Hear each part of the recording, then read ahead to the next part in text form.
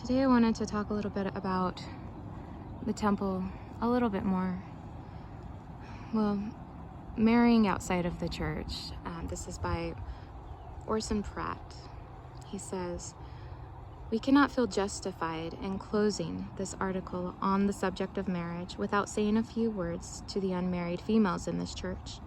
You will clearly perceive from the revelation which God has given, that you can never obtain a fullness of glory without being married to a righteous man for time and all eternity.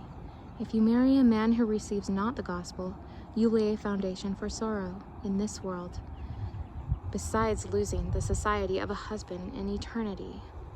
You forfeit your rights to an endless increase of immortal lives, and even the children which you may be favored in this life will not be entrusted to your charge in eternity, but you will be left in that world without a husband, without a family, without a kingdom, without any means of enlarging yourselves, being subject to the principalities and powers who are counted worthy of families and kingdoms and thrones and increase of dominions forever. To them you will be servants and angels, that is, providing that your conduct should be such as to secure this measure of glory. Can it be possible that any females, after knowing these things, will suffer themselves to keep company with persons without the church, without this church? It matters not how great the mortality of such persons may be, not how kind they may be to you. They are not numbered among the people of God. They are not in the way of salvation. They cannot save themselves, nor their families. And after what God has revealed upon this subject, you cannot be justified for one moment in keeping their company. It would be infinitely better for you to suffer poverty and tribulation with the people of God than to place yourselves in great open disobedience to the command of God, requiring his people to gather together. Do you expect to be saved in direct violation of the command of heaven? If not, keep yourselves holy and entirely from the company of unbelievers. Do you wish the fellowship of the saints? If you do, have no fellowship for unbelievers. For after the great light which our Father in heaven has given,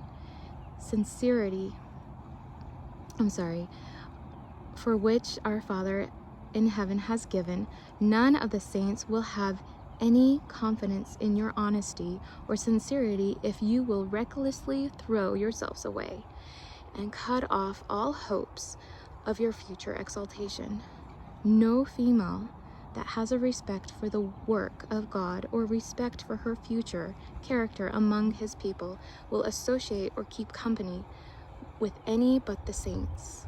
And this is in the Millennial Star, volume 15, page 584.